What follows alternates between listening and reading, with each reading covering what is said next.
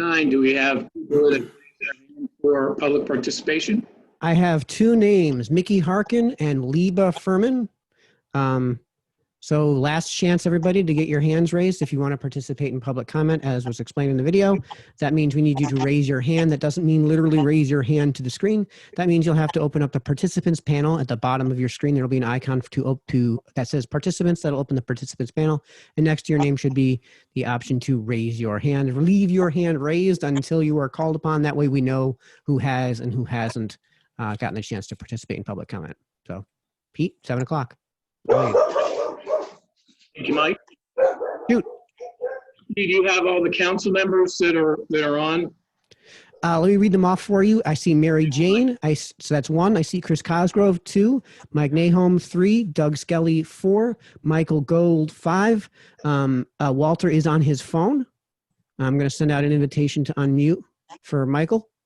I see Katie here also. Is Katie Francis? I see Katie. Is that Katie Francis? Yep. Oh, because she logged off and came back in. You'll have to unmute. I think you'll have to unmute her too. I'm here. Okay. Sorry, my camera app is screwed up, but I'm here. I look the same as I did last meeting.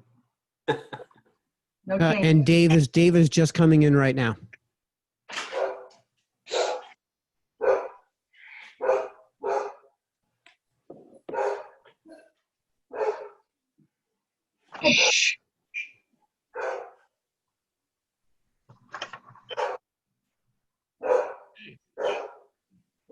Mike, we still only see 2 hands, am I correct? Mrs. Harkins and Maya Furman?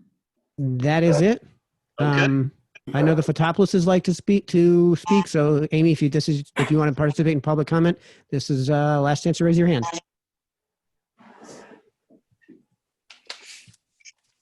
Okay. So, Mike, see if there's a 2. Let's open them up for public participation. Do we normally do the pledge on this already? Yes. Sorry, Mike. Thank you. All right. For the pledge, Councilman Cosgrove, could you lead us in the pledge? Pledge allegiance to the flag, United States of States of America, and to the republic for which it stands, one nation, nation, under under God, God, indivisible, indivisible, with with liberty liberty and justice for all. You have a moment of silence for the men and women in the armed forces, our first responders, those citizens in Oregon, California, and Washington, and Louisiana for all the weather events that are currently happening to them there, and prayers for safety and speedy recovery.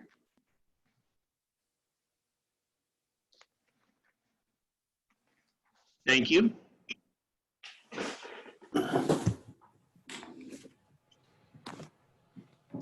Okay, Mikki Harkin. Just quickly, so the only member not on is Tom, correct? As far as I can tell, correct. Okay, thank you. All right. Pete, would you like me to open up public comment? Yes, thank you, Mike. All right, first on my list is Mikki Harkin. I'm unmuting you now. Okay, hi there. I don't have a video up, so I'm a little thrown by not being able to see me, and I hope you can all hear me. The name is Mikki Harkin, 11 Meadow Ridge Lane in New Milford. Today I'm coming to discuss my questions and concerns I have about the library staffing. I'm assuming the town council is aware of this. However, the public was not in any way, shape, or form.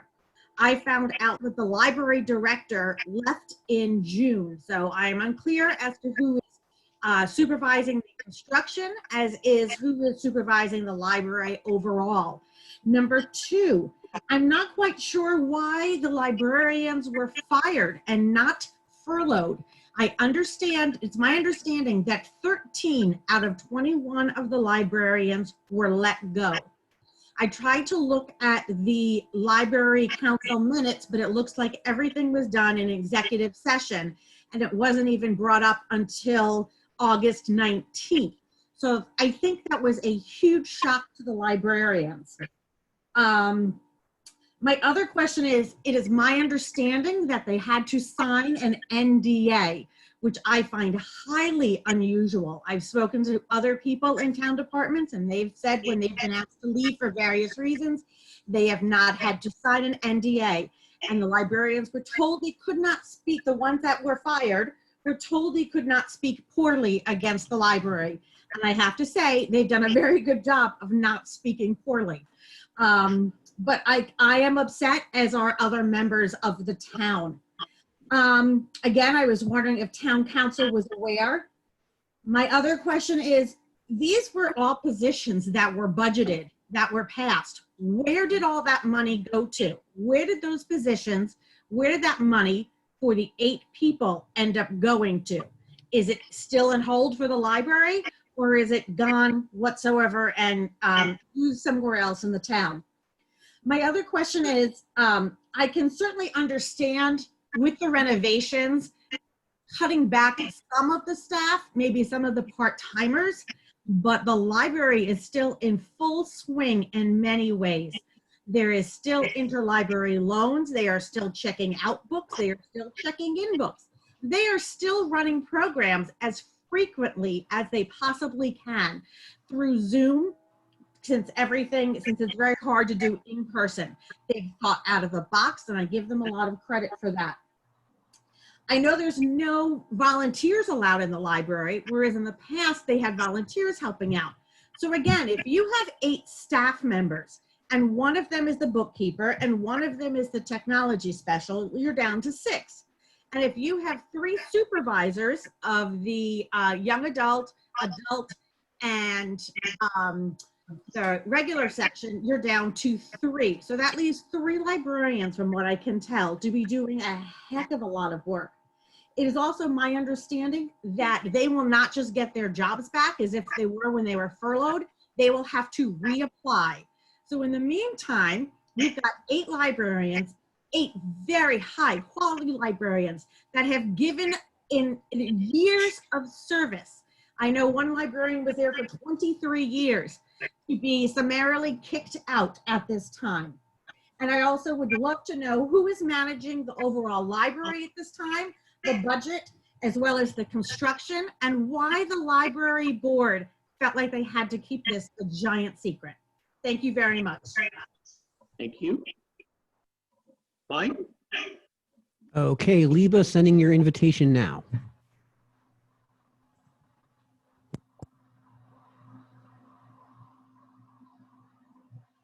Good evening, members of the Town Council. For the record, my name is Liba Furman, and I'm just here to speak about the Bar Grant Steering Committee reappointments, which the mayor has put on the agenda for tonight, in case you had any questions. The Bar Committee has been working, as you know, for quite a while on our report, which we presented to you close to the final draft out last January. Due to the COVID and other circumstances, we are still finalizing the report. Our appointment expired on September 8th. We expect to be done with the report by September 30th, and then probably we'll need to participate for another month in helping Tammy to close out the grant for that. So I asked the mayor if he could extend, he recommend to extend the term of the Bar Committee for 2 more months. Leva, I know you're a New Milford resident, but can you just announce for the record, please? I'm a Gaylordsville resident. Oh, sorry, I forgot. Can you still announce?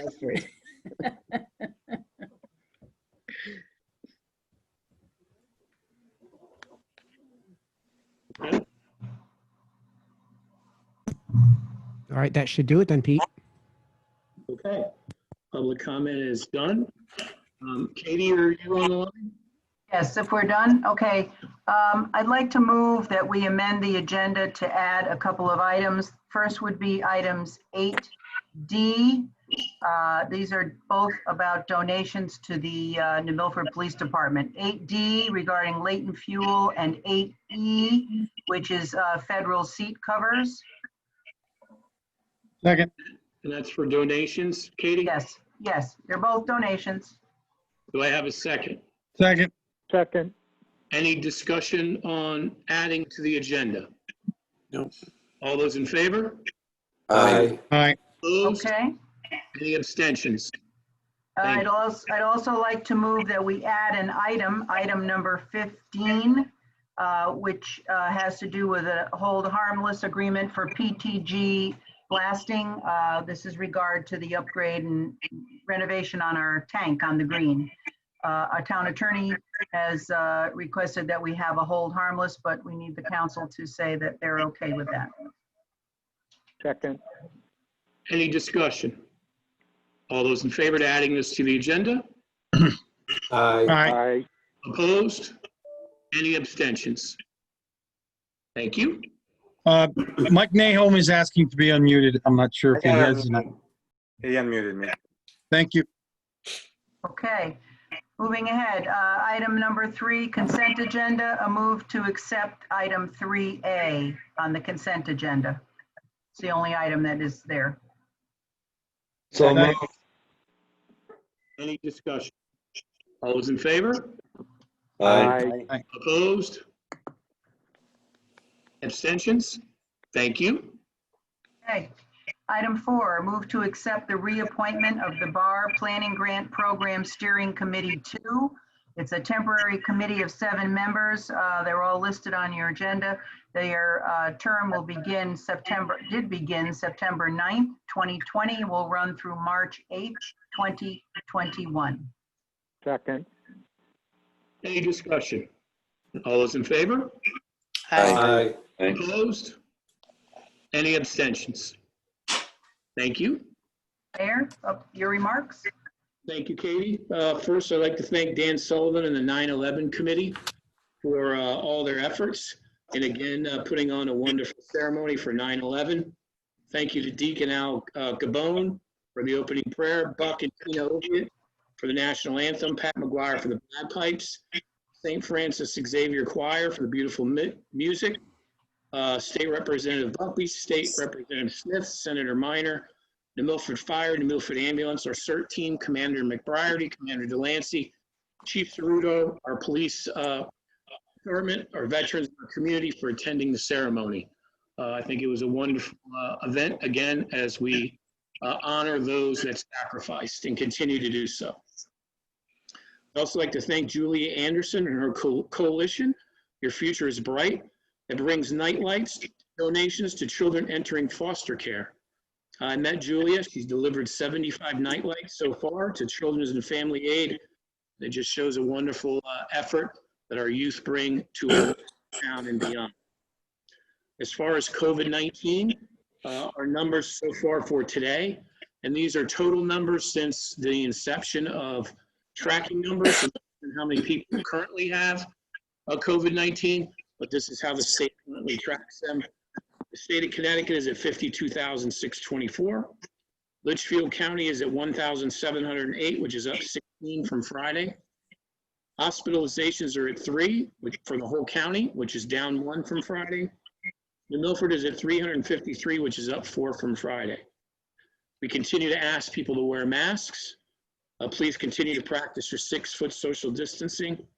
Please practice your hand hygiene, which is running your hand underneath the pot of water as you can tolerate for 20 seconds, making sure you get under your nails and up to your wrists.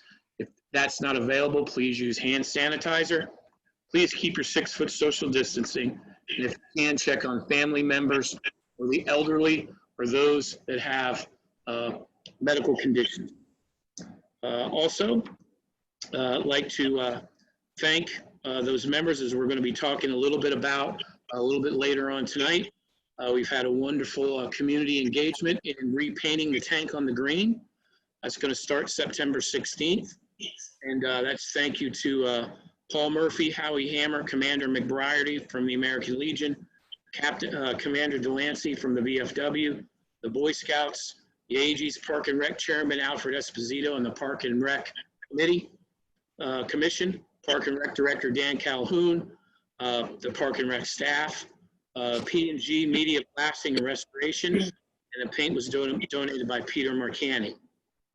I'd also like to thank our mayor interns that helped us this summer, and that was Jessica, Elena, Katrina, and Santiana for all their help this summer. And they learned a lot about town government, and I was very proud of them. So thank you to that. Also, our youth agency continues to work with our Board of Education and our other child care providers in New Milford to continue to offer child care for those that need it. Been on weekly calls, making sure that we all have the proper communication. Thank you to Dr. Paul Simonis as well, as we continue to move forward with all trying to help each other out as best we can. Also, New Milford, if you've noticed at the police department, the driveway was completed, repaving. The sidewalks in the front are done, and the sidewalks in the rear are going to be done shortly. That was something that's been needed sorely for the last couple decades. We were happy we were able to get that done. Also, we continue with the town sidewalks around the downtown, doing repairs with a contractor. Jack Healy, our DPW director, is working with the contractor to do those sidewalks, so thank you for that. Also, our town clerk and our voter registrars continue to work tirelessly to make sure that we are going to be prepared for this November's election, both in-person voting and also mail-in voting. We'll have more about that at the next town council meeting, but I just wanted to be apprised that both departments are working very diligently to make sure that we're ready here in New Milford for the elections. ESG is still doing their energy audit for both the town and the Board of Ed as we've partnered together to look at ways of saving energy, saving costs, which then will allow us to use those savings for additional capital requirements. They are currently at 30% completion. They should be at 60% by the end of October and November. We're hoping, depending on the outcome, to bring to the Town Council, the Board of Finance, and the Board of Education the findings so we can properly look at that as we look at our budget moving into 21-22. Also, quickly, our road, we continue to work on our road program. We finished up almost on Geiger. We're starting on Heacock Crossbrook. We're going to continue with some of our chip sealing. We're trying to get all this work completed by November 1st. As we know that the temperatures seem to dip, especially in the evening, lower than when we can do the asphalt. So we're trying to work and get those done. I'll have more at our next council meeting. Also, New Milford Can is offering free training webinars. The first one is the Narcan training webinar, which is Tuesday, September 22nd from 6 to 7:30 p.m. The other one is Thursday, September 24th, which is the suicide prevention gatekeeper training. We'll make sure and push those out again on our websites and on the town council one as well. So thank you to New Milford. DMHAS, Western Connecticut Health Coalition, as well, sponsoring these events that are very important to the community. So thank you for that. Also, the Max and Jason O'Connor and the Youth Agency are holding now Snacks at the Max. They're starting on Tuesdays and Thursdays, and that's from 2:15 to 5 p.m. And that's free Wi-Fi, gaming, a safe and clean environment. There's going to be student workplaces available. All high school students are welcome and must wear masks. And thank you to Jason and to Brian for another opportunity to get our kids a nice, safe place to go to work or to just play some games if they like. And that's all I have tonight, Katie. Okay. Thank you, Mayor. Item 6 is an update from Dr. Jeremy Levin. Good. Dr. Levin, are you on the line? I don't see him. Okay. He may be tied up, so if he's not here, we'll have him go to the next. Okay, and we council members should have received the handouts that he sent us also, if case he doesn't make it. So moving to item 7 was an update from the state capitol. Representative Buckby, is he with us? No, he's not here. Okay, moving right along to item number 8, which is the New Milford Police Department. I'd like to move to accept items A, B, and C, donations to the New Milford Police Department. Item A is $1,400 gift card from Home Depot for supplies to renovate the police substation. B is Ray Crawford donation of diving equipment, specifically applied towards the police department dive team. And 8C is a donation of a tactical knife by DJS Firearms in New Milford, valued at approximately $300. Second.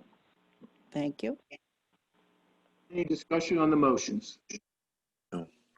All those in favor? Aye. Aye. Opposed? Any abstentions? Thank you. Okay, items 8D and E, which I added. 8D is a donation of gift cards from Leighton Fuel for the good and welfare of the men and women in the New Milford Police Department. It's valued at $1,200. 8E is a donation of tie downs from federal seat covers in Brookfield to be used for the Eagle II helicopter, valued at about $100. Second. Any discussion on the motion? Nope. All those in favor? Aye. Opposed? Abstentions? Thank you. Item 9, we're moving along with donations. Move to accept the donation made to Parks and Rec of $1,100 from Robert and Alice Druckheiser of North Valley Road in New Milford. This donation is to be used to purchase a Skyline honey locust tree and place that on the town green with a plaque. It's in memory of Caitlin M. Druckheiser. Second. Second. Any discussion on the motion? Just want to make note that the donation will be placed in the Park and Rec gift fund. All those in favor? Aye. Opposed? Any abstentions? Thank you. Okay.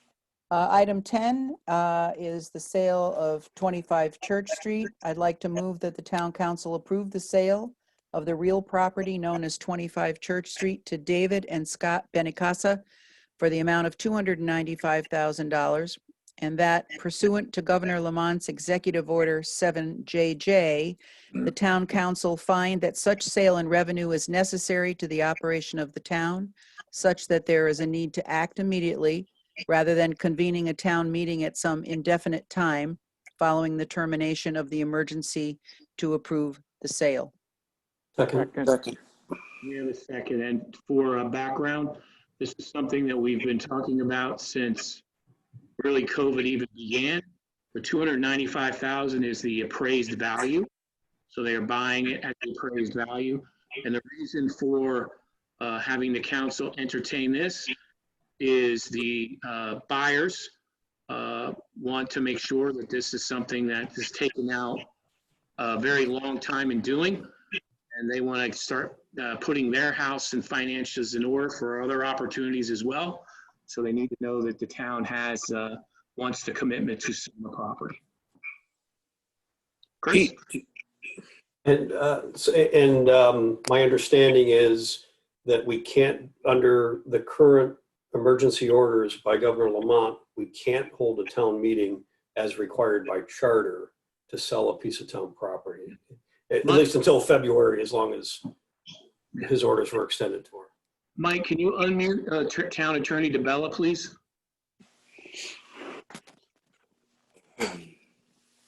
I'm here, Mayor. Randy, can you answer Councilman Cosgrove's question, please? Certainly. Under the Executive Order 7JJ, as you know, it has the force of law. There are two ways you can get this approved. This is normally done at a town meeting.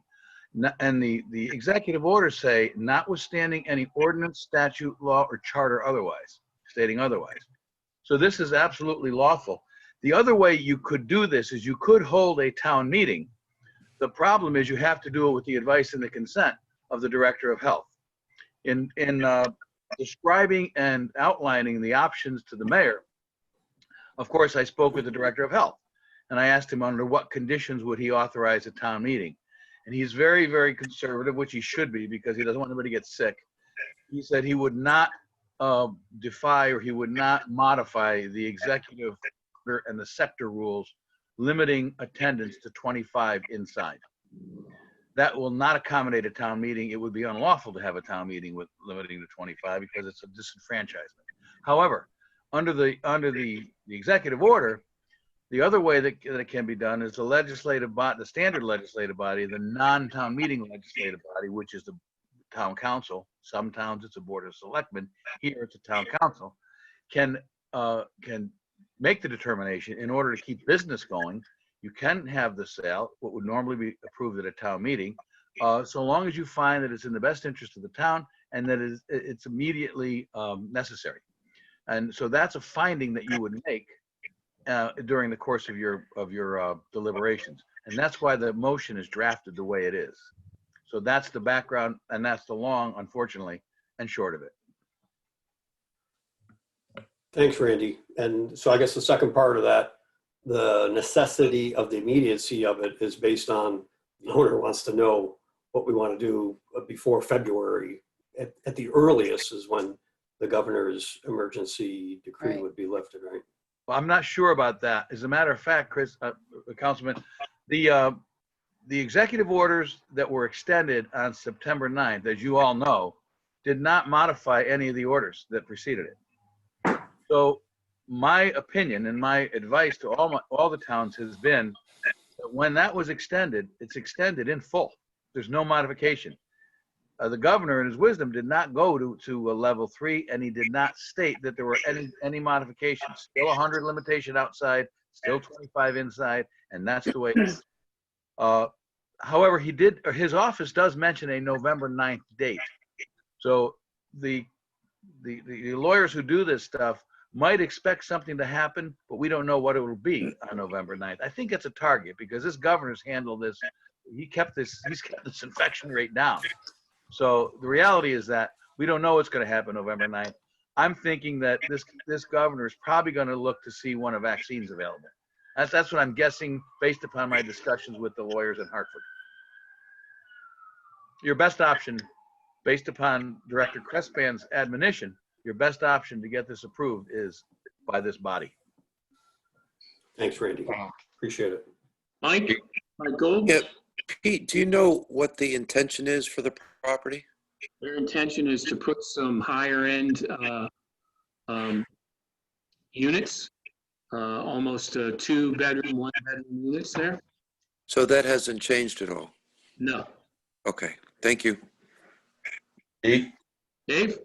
Yeah, well, I really don't feel comfortable bypassing a town meeting. I know it may be an inconvenience, but I don't see selling this property without community input a wise thing to do. We have absolutely, and our charter definitely allows for that. And yes, I know an executive order can override it, but I don't see the urgency, the necessity, or even an emergency in all of this.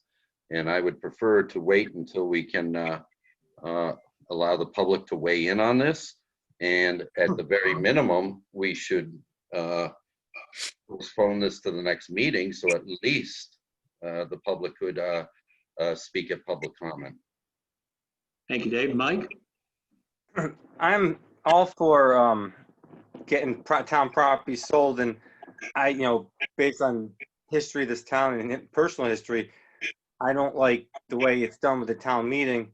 But so I would like to get it passed, but I feel with David that I just don't like bypassing the town charter because of the situation we're in. There's other ways that could be done. We're having, if there's going to be a referendum coming up, we can do it then or some other way. I'm not comfortable bypassing the town. We did it with the budget, which I had an extremely tough time doing.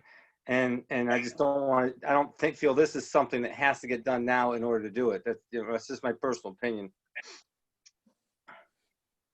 I have a question, comment. Yeah, I agree. I think we should wait. Why can't we do this on a Zoom meeting? I mean, how many people realistically even come to our, even come to the meeting? Seriously, we all know that most of the time people don't even show up for it. So what about putting it on a Zoom meeting? How many people can we accommodate? 100? I know definitely you can do 100 probably. Do you think we'd get 100 people showing up from the town?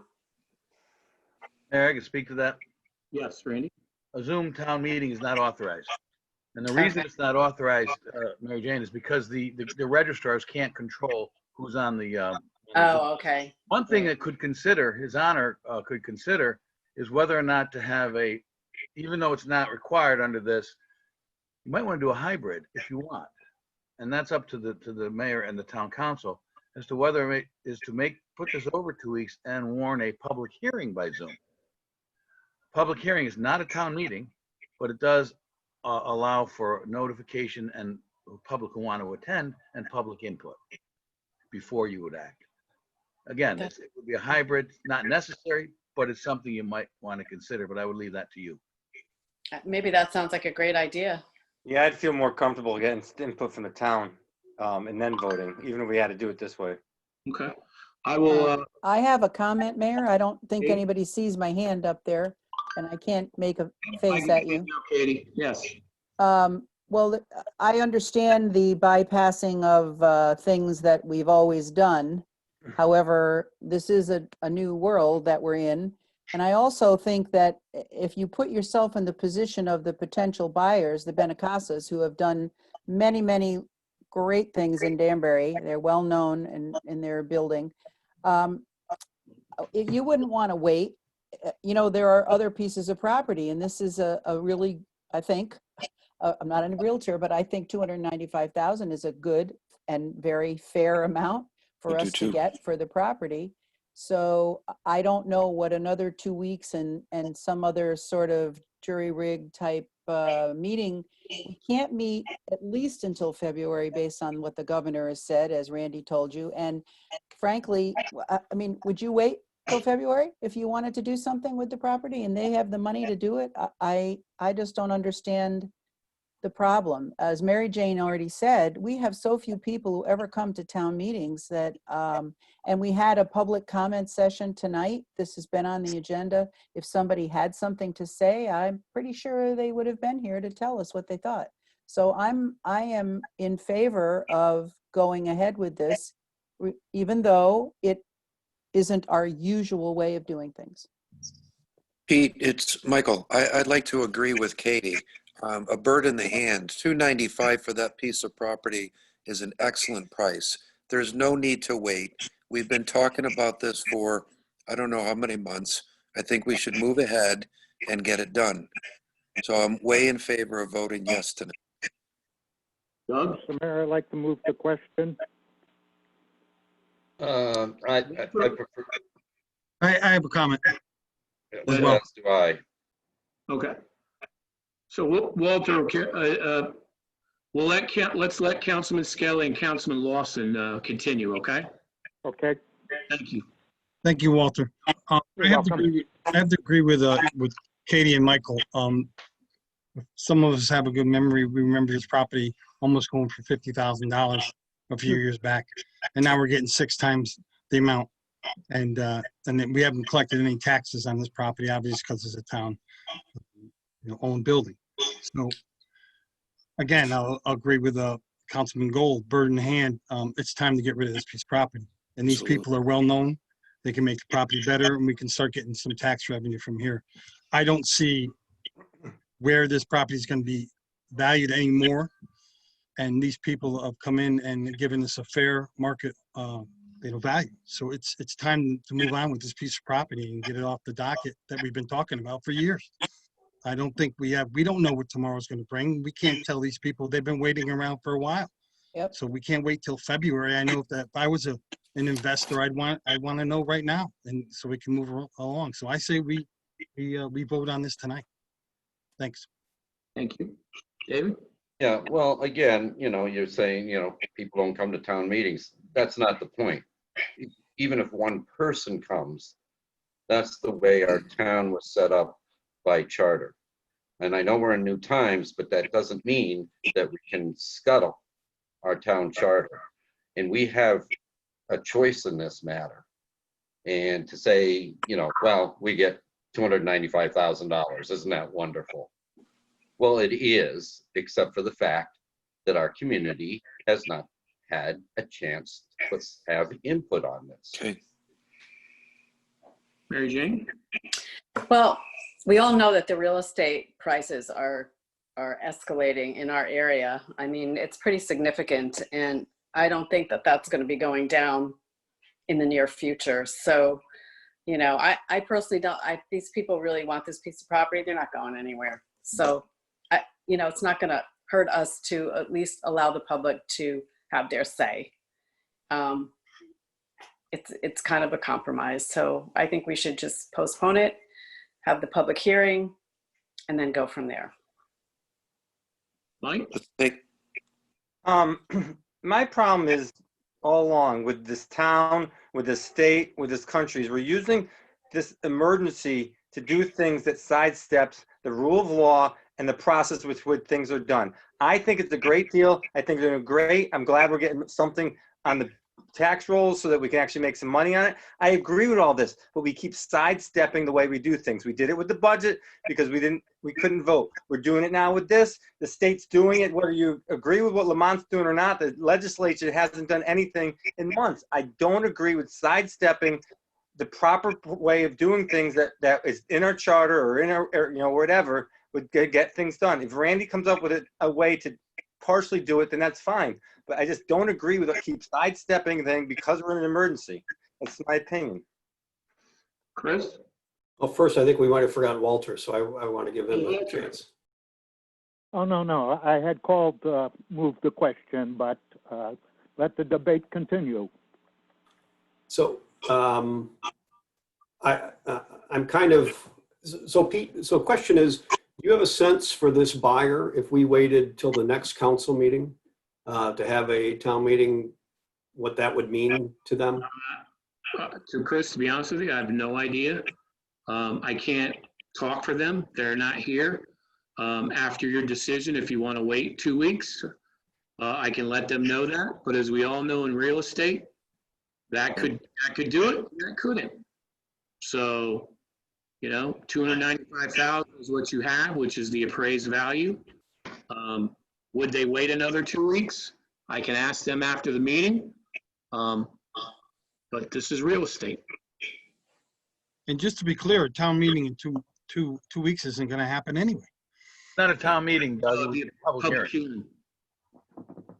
All right, let's vote. I'm ready. Yep, I'm ready.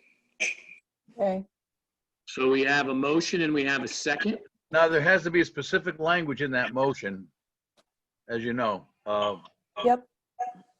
I read it exactly as the language was provided. I don't know if you were listening, but it was. You want to read it back, Katie? Would you repeat it, please, Katie? Would you like me to read it again? Of course, I'd be happy Read it to. again. I'd be happy to. Thank you. Move that the town council approve the sale of the real property known as 25 Church Street to David and Scott Benacasa for $295,000, and that pursuant to Governor Lamont's Executive Order 7JJ, the town council find that such sale and revenue is necessary to the operation of the town, such that there is a need to act immediately rather than convening a town meeting at some indefinite time following the termination of the emergency to approve the sale. Thank you. And it was seconded, and we went into discussion, which we just had. Any other discussion? All those in favor signify by saying aye and raising your hand so Stephanie can see it. Aye. Aye. I'll raise mine on here. My hand is raised. You can't see it, but it's here. My voice says aye. Okay. Should Nay? we do a roll call instead? I suggest a roll call. Okay. Yes, Let's yes. do a roll call. All Okay. the ayes. Katie? Chris? Michael. Doug Skelly? Michael Gold. And the nays? I think, well, Walter, weren't you and I just a second ago? I'm a yay. Okay. Gotcha. I'm a no. I'm a no. And no. 5-3. Ayes have Thank it. you. Good. Okay. Moving on to item 11, which is the establishment of the Riverfront Committee as a permit committee. I move that the town council establish the Riverfront Committee as a permanent committee of the town of New Milford, and that pursuant to Governor Lamont's Executive Order 7JJ, the town council find that such action is necessary to the operation of the town, such that there is a need to act immediately rather than convening a town meeting to establish the committee as a permanent committee following the termination of the emergency. Second. Any discussion? All those in, oh, Dave? Well, again, it's the same thing that we just discussed, where we're bypassing the charter again. And again, I honestly don't see the urgency of these, well, the last item as well as this item in the function of the town government. Again, I really believe the community should have some input. I'm willing to say a hearing, even though, you know, it can't have the town meeting, but at least allowing our citizens a voice as provided for by the Charter of New Milford. Mary Jane? I agree with David. It's the same thing. It's not an emergency. It's not an emergency to sell Church Street, and it's not an emergency to appoint a permanent committee. Nothing's happening, so.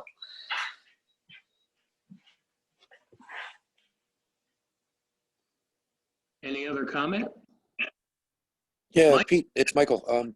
What I'd like to say, and I understand what you guys are saying about emergency versus not emergency, but I think that we should look at moving the town along. People have voted for us to put us in this trusted position, and I think we should move the agendas along so that we don't get, 6 months down the road and have 100 things to decide. I think that they've trusted us, and I think we should go with our best choices. Thank you. I have a question on that one. Why is that not, why isn't the council supposed to decide that? Why do we need the public involved in that? I'm confused. First, it's a permanent committee, Mike. The charter calls for a permanent committee to be by town meeting. Oh, okay. Sorry about that. I have my hand up, Mayor. Katie? Yes, sort of as Michael Gold just said that, we are put here to make these decisions. Otherwise, you'd have as many people as showed up at every meeting every other week, and they'd all vote. But aside from that, this Riverfront Committee has been temporary over and over. It's been voted on. We've never said anything that we didn't want it. They've continued. They have a lot of ideas. They have been involved in leading the way on our riverfront ideas. And I really, other than saying it's maybe going against something that we've always done, we have our town attorney who's given us the advice of how we can do this. I believe we should do this. Otherwise, I don't know how much longer we can ask these volunteers, let us remind ourselves, to continue to just be called up, every few months so that we can say, yeah, sure, continue to do what you're doing. Let's give them the opportunity to have, to work on their grand plan and their long vision as they want to. That's my word. Here. Mike? I'm confused at what changes because they're permanent as far as the job they're doing. So since if they have to wait 6 months to become permanent, they're not going to work as hard. And coming to meetings, why is that so bad that they come to meetings to update us anyway? I'm not saying I don't agree with what we're trying to do here. I just feel that we're using the excuse of an executive order to sidestep what's the proper process. And I understand it might be legal with our town attorney, but it still doesn't make it ethically right. It's just too much sidestepping. I do agree that they work hard and they're doing a great job, but waiting a few months to become a permanent committee is going to really affect that many things. I don't see it. I think it shows we have confidence in them, and we did our last meeting, we just re-upped them. I mean, we continue to do that, and I think it shows that we have confidence in what they're doing and that we want this. How long do we re-up them for? 6 months, right? Yep. Hold What are on. we hoping that in 6 months we're still doing this by Zoom? I mean, in 6 months we can do the vote then. If nothing's changing, if they already have a 6-month extension. We have no idea what we'll be doing in 6 months. You're right, we don't, but it doesn't mean we can keep changing the way the town's supposed to do things. We gave them extension to February 23rd of 2021. A month past the governor's executive orders. But that could change, Mike, you know that. You're right, it could change, but why change? Yeah, all right, Pete? I've said my piece. Pete? Pete? Yep. Well, we can always make the temporary assignment much longer too, until we can make it permanent. This one, we really can do. We can extend it from February to June on a temporary basis, and then we can make it a permanent committee then. And then the work still gets done. I'm happy, others are happy, and we're not sidestepping the charter. Mike, can you unmute Mayor Furman?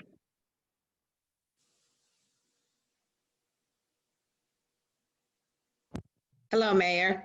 Hey, Mayor. I'd like your opinion on the discussion, since you are the chair of the Riverfront Committee. Well, I appreciate the confidence that Katie and Michael and others have, voiced in our committee. You are right. Even if we're temporary, we're going to continue to move ahead. So I am not going to. I don't know that we have to push the council. If some members aren't comfortable, it would be wonderful to have a unanimous vote of support for permanent committee from the council. So I think we can continue. The only one difference is the permanent committee includes 3 alternates. The temporary is 2. And, maybe at another meeting, we can add the 3rd alternate on so that everyone who wants to participate can.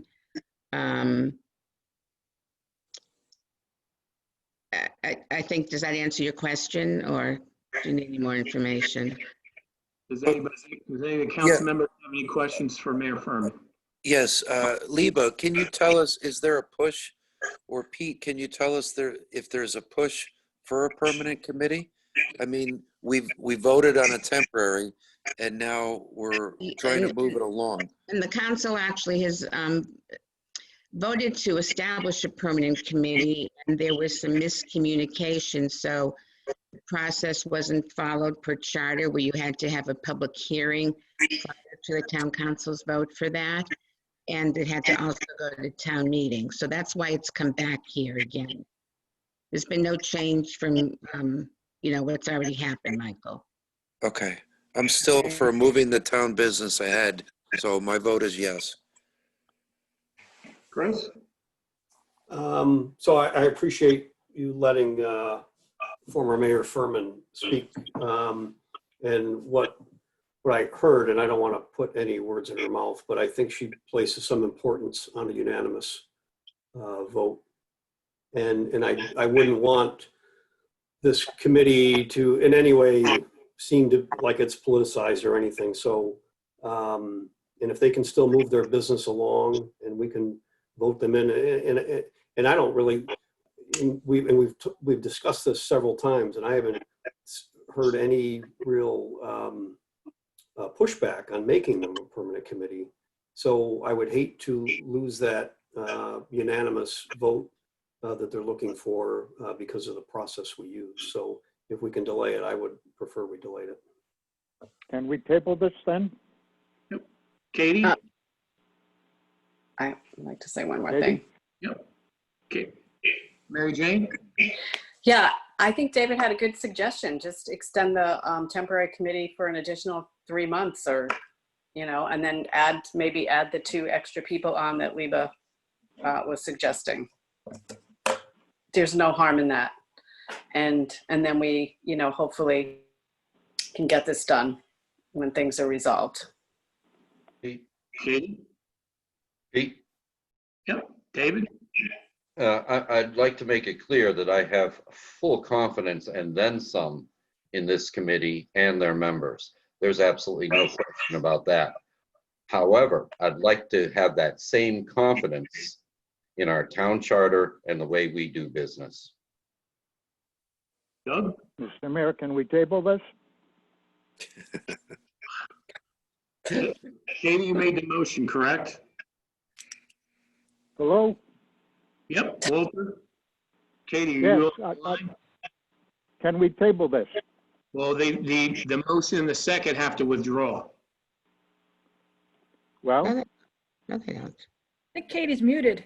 You can just make a motion to table that supersedes the motion on the table. Yes, you can. well, my question is, if you're looking for a unanimous vote, obviously that's not going to happen now. Right. So if you remove the motion and the second, then we can table it. So hypothetically, we're saying in 3 months, if we're in the same position, that every one of these town council members are going to vote unanimously, as Correct. opposed to right now. So everybody's trying to tell me they know a hypothetical. I in don't 3 know months. that, and Doug, I don't know that the 3-month thing, I think we're Well, talking about excuse me, everybody's talking about a unanimous vote. Well, we can't predict that this committee's going, or this town council is going to do a unanimous vote, so we can't hypothetically say that. So if they're looking for, if you're looking for a unanimous vote, you're trying to put words in everybody on this council's mouth, and that's not right at all. So either we vote or table it, but I think we're proceeding the inevitable. They've done a great job. Right. We have the power to do this, and either we vote or we wait. You guys need to make a decision. But I just think we're proceeding the inevitable to get this done. Just wasting time. Yes, Then let's may I vote. call the question? Great. So just so we're clear, because we have different things going on different ways now. So Walter was making a motion to table this. Correct. Yes, and Second. you can table it without having a withdrawal of the person that put it forth and the second. Right. I'll So second Walter's motion. I just have a question. If we table it, when's it coming back up again? In 2 weeks? Forever. Well, Walter was calling the question. He wasn't tabling, I think. I didn't hear him table anything. Mr. Yes, I'd like to call the question and have us take a vote on this then. Great. Can we do a roll call vote? Okay. So the call the question, there's been a second. So we're going to do a roll call vote. Stephanie, can you do the roll call, please? Yes, Mary Jane? So we're voting on calling the question? Is that what we're voting? No, well, okay, so do you want to vote on the calling the question? No, calling the, can you, Mike, can you unplug Randy? If you call the question, you're voting. You have to vote on it. You have to vote on it. All right, you've got two things going on. On a motion to table, there's no discussion. On calling the question, you're voting on the question. Correct. It's an up or down vote on the question. So Walter may have to withdraw one of his. He never made a motion to table, I don't think. I don't have a motion to table. Well, I'll make that motion to table it. Now you vote on that immediately. Wait a minute, Randy, there is a call of the question that was first and seconded. Right. So does this new motion of, Did Walter call the question first? Yes. Yes. He was like throwing everything out there. Well, the call of the question, if that was first in line under Robert's rules, that's what's got to be heard. So who seconded that? Unless the motion's withdrawn. Who seconded the call to question? Mr. Gold. That's what's before the council. right, so we have a motion, we have a call of the question and a second. So Stephanie, can you do the roll call, please? Yes, Mary Jane? No. Chris Cosgrove? So the question is, if we vote no, then they do not get their permanent status, and what happens? That's correct. They remain a temporary committee. And we can always re-up that temporary status. Correct. Nay. Mike Nahom, Abstain. Doug Skelly, Yes. Dave Lawson, No. Michael Gold, Yes. Katie Francis. You can't hear me, can you? Yes, we can. Yes. Oh, great. Okay, I've been talking, trying to get heard. Mike was not unmuting me. Okay, I had a question for Leba, but that's moot. And we're voting now on calling the question, are we? You're Yes. voting on the question, which is the committee. Yeah. Yes. Walter Bear. Yes. So I have 4 yeses, 3 noes, and 1 abstention. What about Walter? He said Said yes. yes. Oh, okay. Great. Thank you. Thank you. Thanks, Liba. And we'll see you at another meeting soon. Thank you, Leva. Katie, next. Okay. Yeah. Okay. Is Mike Sanello listening to this meeting? Yes, when you mute yourself, I can only send you an invitation to Mike? unmute. Mike, Yes. you sent me an invitation about 8 times and I clicked, okay, I'm unmuted, but I wasn't. So just let you There's know. Yeah, there's nothing. Sometimes Zoom does that. There's nothing I can do about that. Okay, then, here we go. Item number 12, move to authorize the mayor to enter into a tax abatement agreement with O&G Industries. The tax abatement was approved by the council at its meeting of August 24th, 2020. Second. Any discussion on the motion? No. All those in favor? Aye. Aye. Opposed? Opposed? Any abstentions? Thank you. Item 12B, move to authorize the mayor to enter into a tax abatement agreement with 266 Kent Road LLC. This tax abatement was approved by the town council at its meeting on August 24th, 2020. Second. Any discussion? All those in favor? Aye. Aye. Opposed? Opposed? Any abstentions? Thank you. Okay. Item 13A, an update from our finance director, Greg Ossopow. Is he with us? He needs to be unmuted. Oh my God. Can you guys hear me? Yep. Yep. Okay, great. Good evening, all. This is a financial update as of August 31st, 2020. Emergency funding of $250,000 was appropriated into the mayor's budget to address the tropical storm that hit the region. As it becomes clear what the final costs will be from that storm, I will adjust that budget as appropriate. I also carried forward $100,000 of the COVID-19 funds that were unspent from last year's balance to address ongoing issues.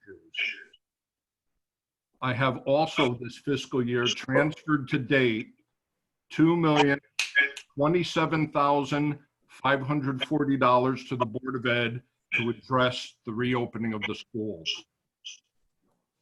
Revenues and expenditures. Revenues are at 42.1% of budget, and expenditures are at 20.6% of budget without encumbrances.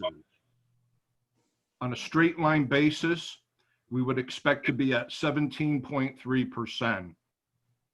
As a reminder, some expenditures are front-loaded in the beginning of the fiscal year, namely pension contributions and debt service, which skew the number upward. This will smooth itself out as time goes by. There will be a request for a transfer of funds within the youth agency as the self-sustaining line was erroneously omitted from the budget.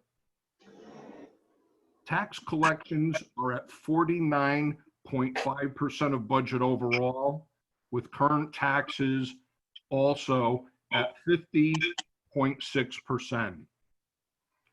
I've been monitoring on a daily basis with the tax collector the collections. As of today, we're approximately $2.4 million lower in tax collections than we were last year.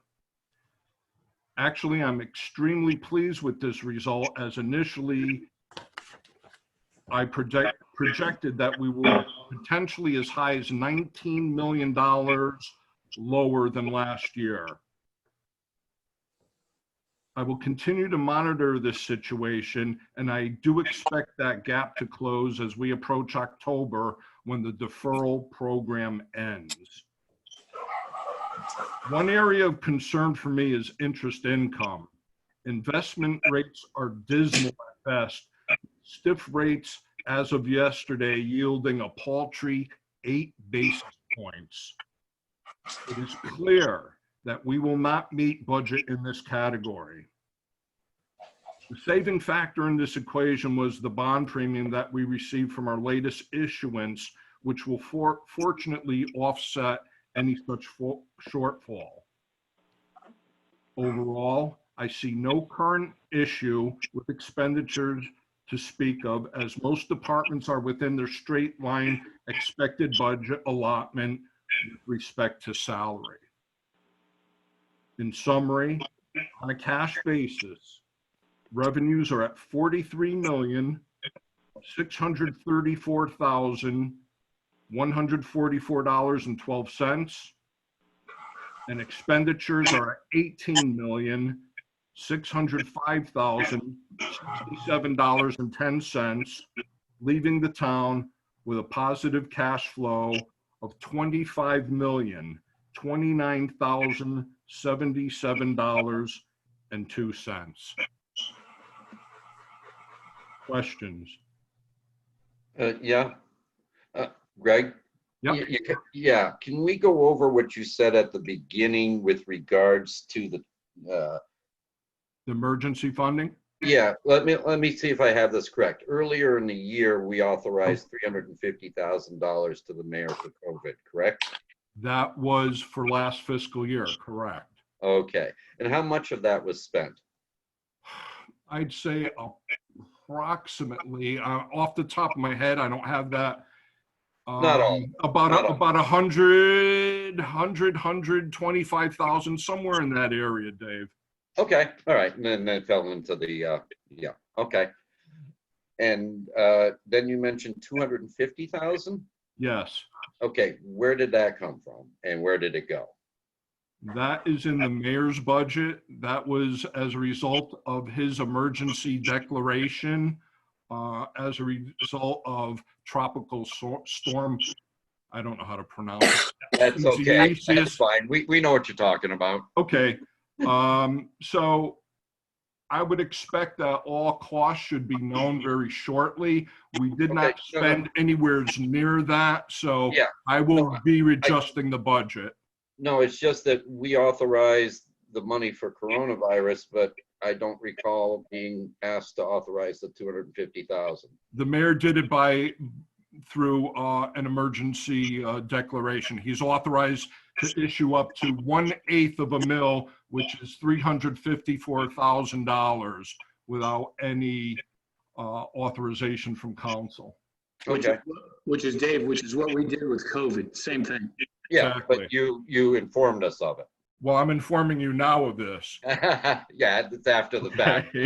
You know, you could send us a memo when the action actually takes place, and I'd appreciate if that, you know, in the future, that if we have a transaction of this magnitude, that although within the bounds, as a courtesy, to let us know. And where did that 250 come from?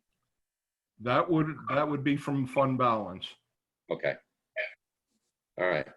Thank you. I have a question. Yes. Greg? Oh, there you Yes. are. Yes. Do you have an idea of what, from the 350 from last year for COVID, you're saying you think we only spent 125,000? 125, 150, something like that. I'll get you that number. I'll get you the exact number. I'll push it out. But that carries forward, correct? That could be carried forward. Yes, correct. And don't forget, we you still have some things to do authorized with $1 COVID. million for COVID-19. Yeah, right. Okay. Yeah. Okay. Because there's still some things to be done for Of COVID. course. So, okay. And you said on the emergency for the tropical storm, you don't know where we are with that yet. It's, I can give you as of October what was spent. As of October? I'm sorry, as of August. Oh, okay. Let's see, 51,348.84 was spent out of the Okay, 250. okay, great, thanks. I know there's still a lot of cleanup going on, so I'm just curious. Thank you, Greg. Sure. Chris? Hey, Greg, I didn't catch, how much went to the schools for reopening? So far to date, $2,027,540. And that was what we approved. You approved, you approved actually all of their surplus. Right, okay. And interest income, what kind of order of magnitude is that going to fall short, do you think? Oof, hard to say, but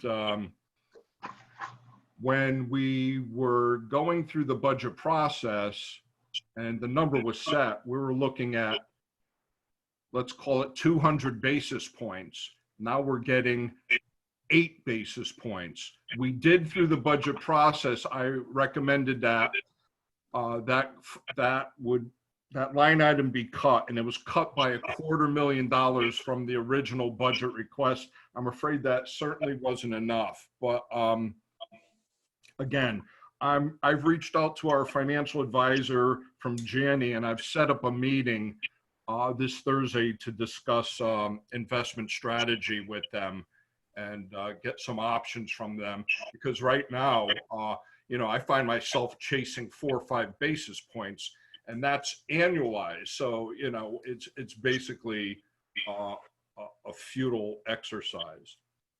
Okay, thank you. Any other questions for Greg? Thank you, Greg. Thank you, Greg. Thank you. Thank you, sir. Okay. Next, Greg. Item 13B, funds transfer for the youth agency. Yes, Jason had a conflicting meeting this evening, so I told him I would forward this issue for him. I met with Jason, I met with Mark Mankin, and through the budget process, an expenditure line was erroneously admitted. So I came up with a recommendation that Jason thought was reasonable. And my recommendation is to take $49,344 out of the latchkey personnel line and put it into the youth self-sustaining program. And that's the exact amount of the revenue that was budgeted. Why I chose that account is the last 2 years, fiscal year 19, fiscal year 20. In fiscal year 19, they left $51,893 on the table, and fiscal year 20, they left $59,928 on the table. So I feel that we can transfer those funds without really any negative repercussions and fix this problem.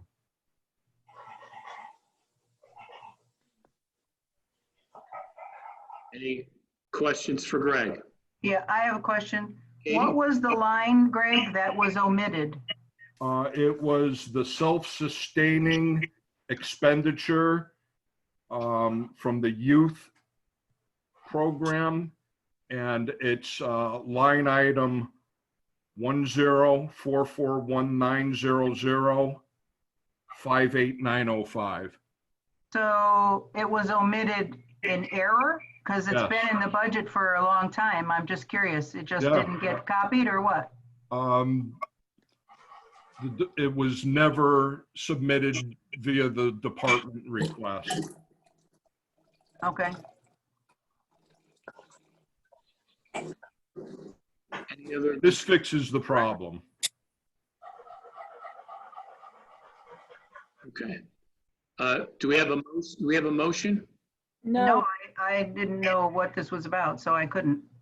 So I want to make a motion to transfer from the latchkey program, $49,344 to the youth agency self-sustaining account. I don't know the numbers, Greg. You'd have to fill that in. It's from 10441902. 10441902. 51000. Yep, two. Into 1044190058,905. Okay. Stephanie, I'll give you that info, or if you didn't get it. Okay. Second. And we have a second. And for clarification, Greg, this will have no negative impact on the budget. Am I correct? No, not from my perspective. And if there is, I say no. If there is, I would address that at the year-end adjustments. Okay. Well, okay. So we have a first and a second. Walter did the second. All those in favor? Aye. Aye. Opposed? Any abstentions? Thank you. Item 14, motion to have the mayor clarify the definition of hospitality for purposes of our tax abatement ordinance. Thank you, Katie. So in speaking with Town Attorney DeBella and Karen Pollard, our Economic Development Director, when we're going through these tax abatements, hospitality can really be a general rule, especially outside the village center. So in speaking with Town Attorney DeBella, we really want to clarify hospitality and then break it out into, right now we consider lots of things hospitality, and really hospitality should be a hotel or something of leisure. Hospitality right now can also be defined as retail and restaurant. So what I'm asking the town council is we can do some clarification and have restaurant and retail be defined in the tax abatement as well as hospitality. So it breaks it out more transparent for the taxpayer. There's no second to Katie's motion. Second. Any discussion on the clarification? All those in favor? Aye. Aye. Opposed? Any abstentions? Thank you. Okay, and item 15, which we added, I'd like to approve, I move to have the council approve that we have PTG Media Blasting and Restoration do a hold harmless agreement with the town of New Milford in case there's any issues that come up while they're working on the tank on the green, which is sort of a town icon. Katie, will you read that again, please? Sure, I made it up as I went, but I'll try my best. Move to have the council approve having a hold harmless agreement done between the town of New Milford and PTG Media Blasting and Restoration as they are working on the cleanup of the tank that is on the New Milford Green. Second. Any discussion on the hold harmless? Chris? So we'd just like to hear from Randy. Any potential issues? Certainly. No, I'm not worried about it. Let me tell you the background on it. We heard from the contractor. The concern that the contractor had is that the piece is very old, and he's going to be using a destructive method, which is sandblasting on the steel, on the armor. Should that armor get chipped, damaged, or things of that nature, it's something that he really can't be held responsible for. I did not want the mayor executing a hold harmless that we will not hold him responsible for the normal type of situation that occurs during a sandblast. I didn't want the mayor to sign that without the authority of the town council. It's kind of an administrative thing. It's something that would have been in the contract had I ever seen it. Great, thank you.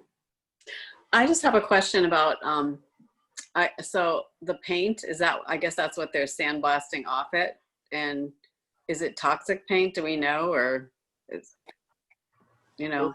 So speaking with Dan Calhoun, they had repainted this about 10 or 12 years ago. Was not, when it was tested, there was no toxins. Will also be covered by a tent. There will be an air filtration system there. You'll see it's almost like a sock, so it'll be encased.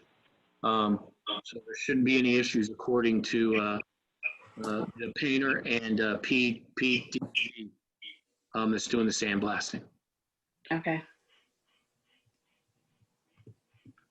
Doug? Yeah, I know that I guess almost all of it's doing pro bono. Nobody's charging, correct? Free. Correct. There's no cost. Due to, I guess, town regulations, is a COI necessary for the people doing the work? The contractor wanted it. So COI is provided by them, the contract? COI meaning? Certificate of insurance. Yeah. Okay. That's all. Ready to vote. Okay. Any other questions? All those in favor? Aye. Opposed? Any abstentions? Thank you, everybody. Thank you. Then we have the last item here, Walter. Item to Motion to adjourn. adjourn? That's it. Second. Any discussion? All those in favor? Aye. Aye. Aye. Thank you, guys. Thank Thank you, you, everybody. everybody. Everybody Aye. have a good evening. Thank you. Thank you. You too, Walter. Thank you, Mike. Good night.